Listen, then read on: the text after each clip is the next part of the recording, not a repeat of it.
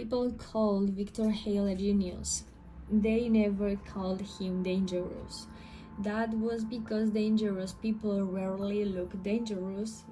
Victor wore tailored suits, spoke calmly, and remembered everyone's name. He had the kind of presence that made people feel important for exactly 3 minutes before they realized they had revealed too much about themselves. He built a career around human behavior. Officially, he worked as a corporate strategist. Unofficially, he specialized in psychological leverage.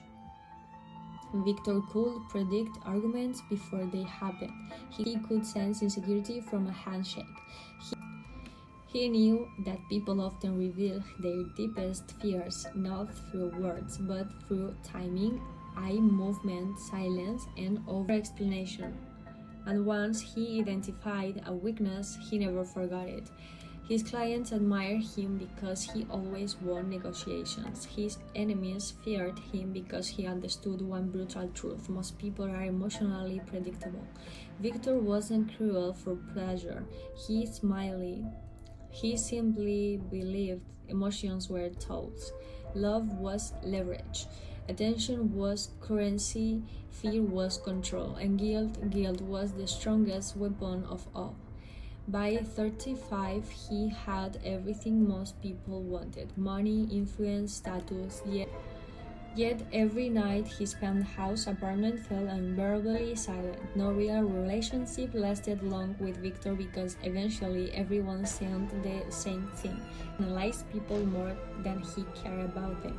One winter evening, Victor attended an elite networking event honest inside an old theater downtown. The wealthy and powerful gathered there pretending to enjoy one another while silently competing for dominance. Victor understood the game perfectly. Smile strategically, compliment selectively, reveal nothing. He moved through conversations effortlessly until he noticed someone unusual sitting alone in the balcony seats above the ballroom. An old man, simply black coat, watching everyone quietly, not participating, observing. Victor became curious. Most people attended such events desperate to be noticed. This man looked completely detached from the social performance below. Victor climbed the staircase toward him. You're not mingling? Victor said. The man smiled faintly. Neither are you. Interesting answer. Victor sat nearby. You know who am I? He asked. I know what you are. Victor raised an eyebrow. And what's that? A man addicted to psychological control. The directness amused him. Control is useful, so is poison, the old man replied calmly, in small amounts. Victor studied him carefully. No nervousness, no desire to impress, no social mask. People like this were rare. What do you do? Victor asked. I teach. Psychological? Way.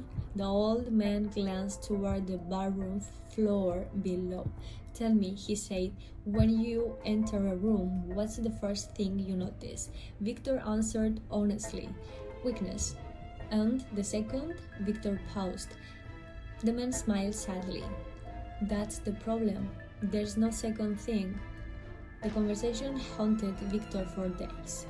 Not because he felt insulted, because he realized his man was right.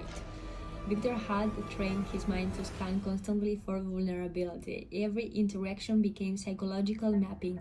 Who needed approval? Who feared rejection? Who lacked confidence? Who could be manipulated through praise? He saw weakness automatically now, like breathing. One afternoon, Victor met with a young entrepreneur named Daniel who desperately wanted investment support. During the meeting, Victor noticed all the usual signs immediately: anxiety hidden beneath rehearsed confidence, fear of failure, need for validation from authority figures. Victor knew exactly how to control the conversation. Normally, he would exploit those emotional patterns to gain maximum advantage, but suddenly he remembered the old man's words. There is no second thing. For the first time, Victor asked himself a disturbing question. When had he stopped seeing human beings and started seeing only psychological openings? That realization unsettled him deeply, because he understood something terrifying. If you constantly search for weakness in others, eventually you stop seeing humanity altogether. Weeks passed. Victor became increasingly aware of his own behavior. He noticed how often he interrupted people just to establish dominance, how he withheld praise strategically, how he used emotional distance to maintain power in relationships. Worst of all, he realized he had mistaken emotional detachment for intelligence. In reality, he was simply afraid that vulnerability would place him at a disadvantage, afraid people would hurt him if they saw the real person beneath the polished exterior. So he stayed untouchable. But untouchable people rarely feel connected. One night, unable to sleep, Victor walked through the city during heavy rain. The streets were nearly empty except for a young woman sitting beneath a bus stop shadow crying quietly into her hands. Victor normally ignored emotional scenes. They complicated things, but something made him stop. "You okay?" he asked awkwardly. The woman looked embarrassed, but denied. Victor almost offered some polished psychological advice. Instead, he sat beside her silently. Minutes passed. No strategy, no manipulation, no analysis, just presence. Eventually, she laughed weakly through tears. "Sorry," she said. "I probably look ridiculous." Victor surprised himself with his answer. "No," he said softly, "you look honest." The woman looked at him strangely, as if nobody had ever answered that way before, and in that moment Victor felt something unfamiliar, peace, tiny, fragile, but real. Not the satisfaction of winning, not superiority, something warmer, human. Months later, Victor's reputation changed. People noticed he listened more.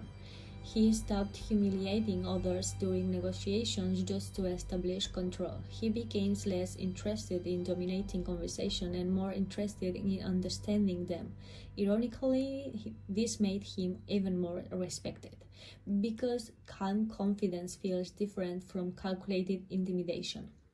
One evening, Victor returned to the old teacher, hoping to find the mysterious man again. The building was empty except for the janitor cleaning the lobby. "The gentleman who sits upstairs," Victor asked. "Is he here tonight?" The janitor looked confused. "There hasn't been an upstairs balcony open in years." Victor frowned. "What?" "It's been closed since the fire," the janitor replied.